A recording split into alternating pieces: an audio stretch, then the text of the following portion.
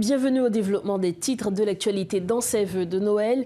La conférence épiscopale haïtienne dit espérer que son message encouragera un sursaut chez les acteurs politiques du pays. Elle constate toutefois une perte d'influence de l'Église attribuée au refus persistant de plusieurs protagonistes de respecter les normes institutionnelles.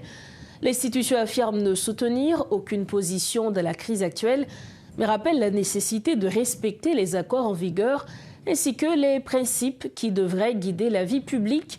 Elle regrette enfin le profond décalage entre les recommandations de l'Église et les décisions des responsables politiques.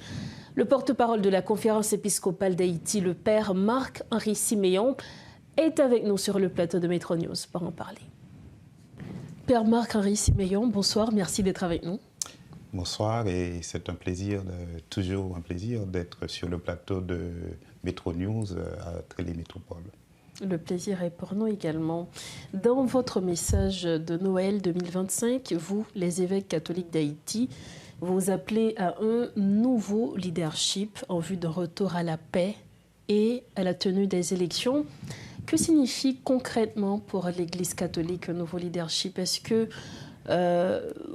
on va avoir de nouveaux visages, ou du moins les mêmes personnes, l'équipe en place, mais avec une nouvelle manière de gouverner? Alors, dès qu'on parle de leadership, on voit donc la capacité à conduire non seulement des personnes, mais surtout un projet d'un point à un autre, c'est-à-dire un point de réalisation. Donc, ce qui fait le leader, c'est certes une capacité personnelle, mais surtout la capacité de mener un projet et qui, dans le cadre d'un État, puisqu'on parle du pays d'Haïti, qui est fondé sur un ensemble de valeurs communes, de valeurs partagées, de valeurs institutionnelles établies aussi par la charte commune. Et donc, puisque aujourd'hui nous sommes devant un constat d'échec, un échec que l'on pourrait et en quelque sorte considérer comme celui de notre élite, d'une certaine manière, qui n'a pas été capable de conduire la société au-delà d'une transition qui a duré depuis assez longtemps.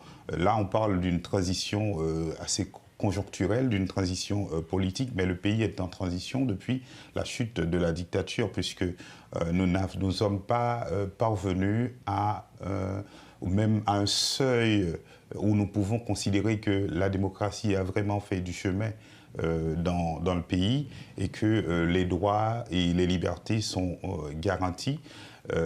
Puisque aujourd'hui particulièrement, on voit bien que même la capacité de garantir ces droits et ces libertés ne peut pas être assumée par les institutions régaliennes.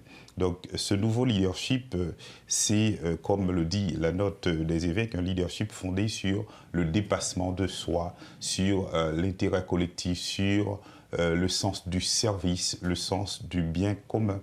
Et aussi la capacité à respecter les principes qui guident la vie commune dans la société. Donc c'est à cela que la conférence appelle. Ce n'est pas nécessairement un besoin de changer de visage. Les visages changeront de toutes les façons parce qu'il y a des échéances qui sont établies par la Constitution, donc les visages changeront de toutes les façons. Mais le style, la capacité à mener un projet de société vers son aboutissement dans un pays où on peut constater que des progrès effectifs ont été faits, ont été réalisés. Donc c'est à cela que la conférence appelle en quelque sorte. La conférence appelle également à la paix, justement pour nous conduire à la tenue d'élections. Et nous savons comme condition sine qua non pour la tenue du scrutin, c'est bien le rétablissement du climat sécuritaire. Tenant compte du calendrier électoral qui a été publié et qui fixe la tenue des élections pour 2026, Tenant compte également de la mission multinationale qui est transformée en une force de répression des gangs, est-ce que vous avez l'impression que nous sommes proches de la solution? Je suis tenté de dire que jusque-là, nous sommes sur des choses qui sont établies sur papier. Même en ce qui concerne la force de répression des gangs, si vous avez bien constaté, c'est une force qui ne sera effective qu'à partir, si je ne me trompe, de mars ou même avril 2026. Donc, il faudra encore attendre. Entre-temps, qu'est-ce qu'il faut faire? Je crois que les acteurs, les responsables ne peuvent pas se croiser les bras et attendre que cette force de répression des gangs arrive. Donc, les moyens dont nous disposons, nous devons pouvoir les mettre en œuvre pour faire ce que l'on peut faire en attendant.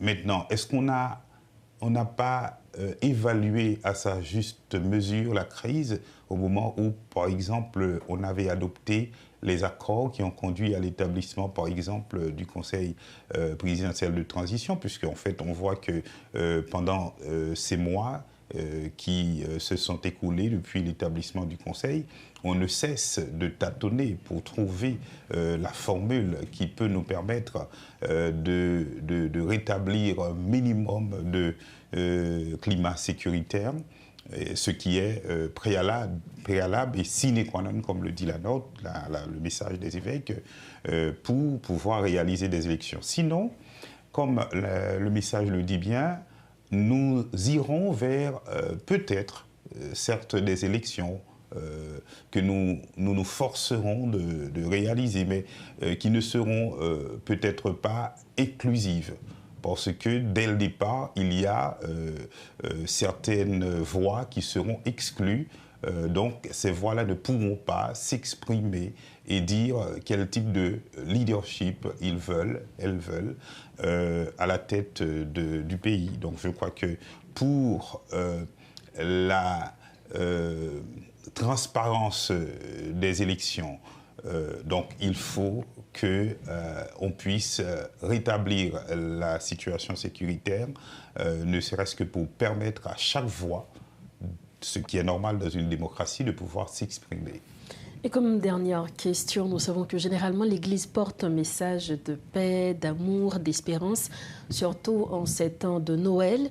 Quel message est-ce que vous voulez transmettre aux autorités et aussi à la population haïtienne? Alors, le message, ce sera encore tiré de ce que les évêques eux-mêmes ont voulu dire au peuple de Dieu et à tous les hommes et toutes les femmes de bonne volonté en ces temps qui sont des temps où nos regards sont tournés vers ce que nous appelons l'espérance de la venue du Sauveur.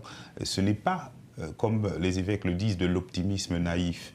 Je ne voudrais pas que les gens s'emparent de cette notion d'espérance pour alimenter une sorte d'optimisme naïf chez les gens. L'espérance, c'est la capacité à croire en l'avenir. Et si l'on veut croire vraiment en l'avenir, il faut s'engager dans le présent. Donc, voilà pourquoi les évêques, ils suggèrent un certain nombre de choses, c'est-à-dire que chacun cherche à transcender les intérêts particuliers, les intérêts de chapelle pour mettre en priorité le bien commun, l'intérêt collectif, le bien du pays, et qu'aucune parole, aucune action ne plonge le pays dans davantage de chaos qu'il ne se trouve aujourd'hui. Donc je pense qu'il est très urgent que nous ayons cela vraiment comme une perspective devant nous, à savoir ne pas laisser cette échéance qui arrive devant nous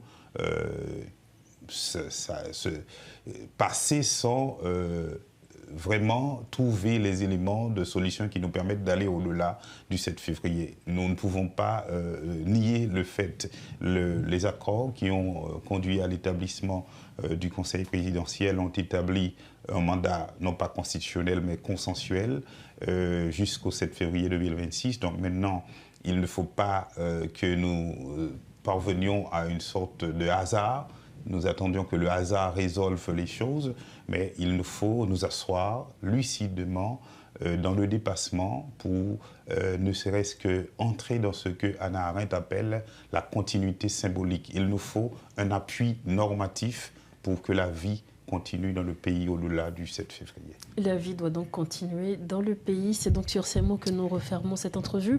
Merci infiniment à vous, Père. Merci d'avoir répondu à nos questions. C'est moi qui vous remercie. Merci encore.